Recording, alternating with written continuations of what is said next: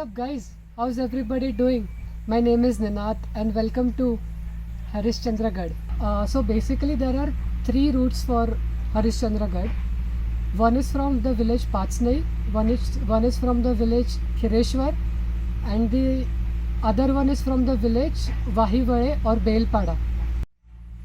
If you are coming anywhere from Nashik or Mumbai, so you will have to get to this village known as Patsnai.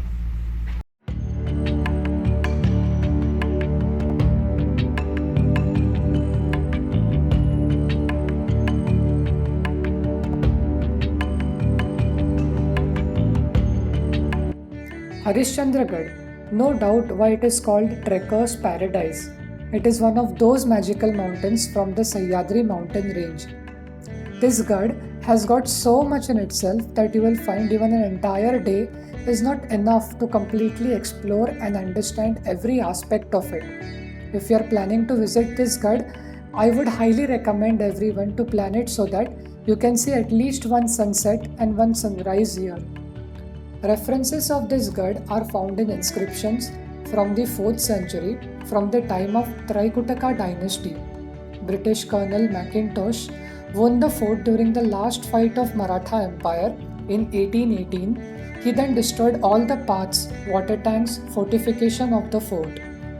There is a 50 to 60 feet tall Harishchandreshwar Mandir at the top of the fort. Entry to the mandir is from the west side and there are two caves at the back of the mandir to the east side. You will find a Ganpati idol to the south and a water flow which goes all the way down from the top known as Mangal Ganga to the north. Also, the Kedareshwar cave at the north side of the mandir might remind you of the caves of Gharapuri. One fact about this cave is that the Shivlinga in the cave is surrounded by water at all times of the year. There are 14 temples built side by side to the west of the mandir known as Sapta Tirtha Pushkarni, which, as said, used to have Vishnu idols in it. You can see the Taramati and Rohidas Tok from the mandir to its south.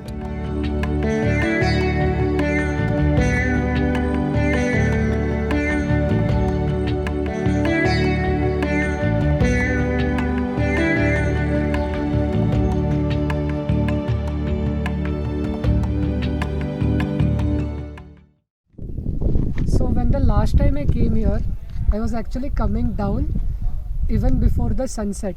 I'll try to describe you the image that I clicked at that moment. What you could actually see is the mountain edge, then the mountain in the distance, and the sun right over that edge. And if you could get the aperture of the camera down to the correct amount, then what you can actually get is the star-shaped sun and the sun glare that actually comes towards you. I'll show you the image right now.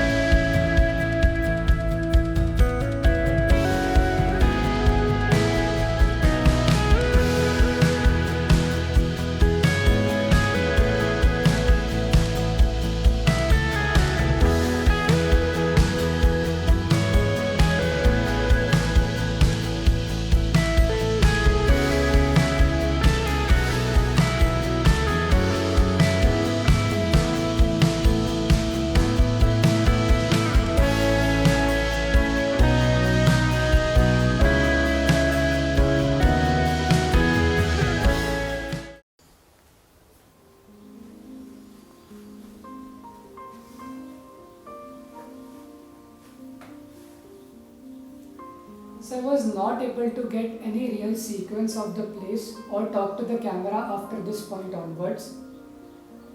Let me just try and narrate what happened after this point and try to complete our Harishchandragarh story.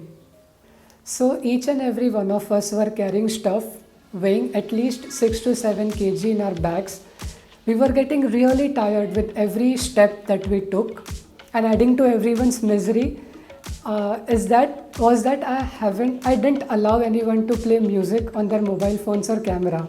We were left with no option but to listen to our heavy breath, fast beating heart, and the sound of birds and wind blowing by every once in a while. We soon found out that we were running late, and if we don't hurry, we might even miss the sunset at Kokankada. And nobody of us wanted to miss the sunset. This itself was enough to give us the motivation that we needed to just go fast. We made it to the Kokankada half an hour to 45 minutes before the sunset, searched and finalized the spot to set up our tents. We then set up our tents and just rushed to the Kokankada. So here is the first image I was able to shoot from that evening just before the sunset.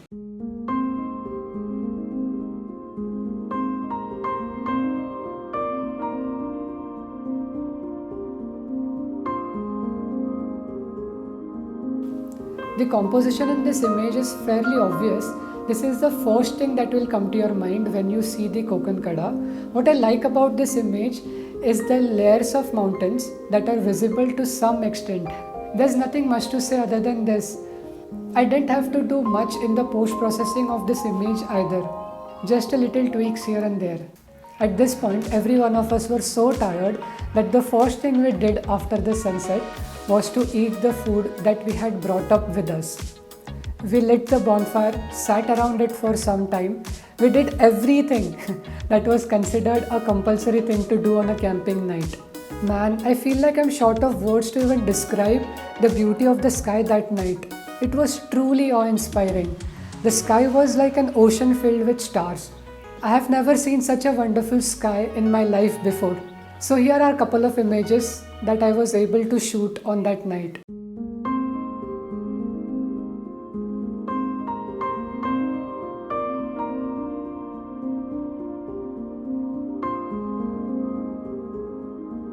It was at this point that my friend came to me and suggested we'll do something like the boy in the image is actually reading something to his partner, and I personally feel it gave more justice to the concept that I initially had in my mind about what I want to shoot. So thank you for that, mate, and also thank you both of you for standing up there in such a cold and windy weather.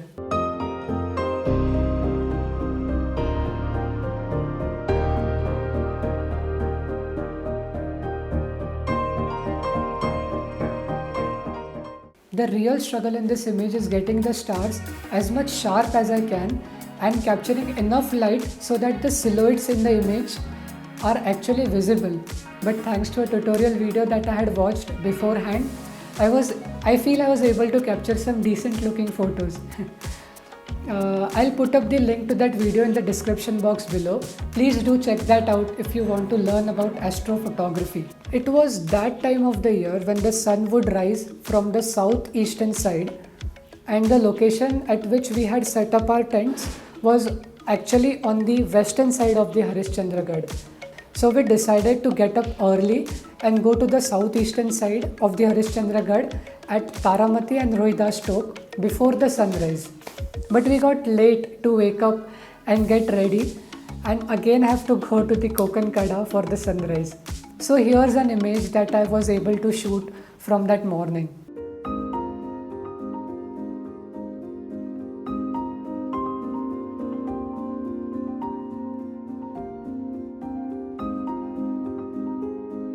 What I find striking about that morning is the areas of light and shadows. It has made the decisions about the composition and about what to exclude and what to include again fairly obvious. That's it. After this, we just rushed back home to help our friend reach the office on time. I hope you have enjoyed the video, and thank you so much if you're still watching the video.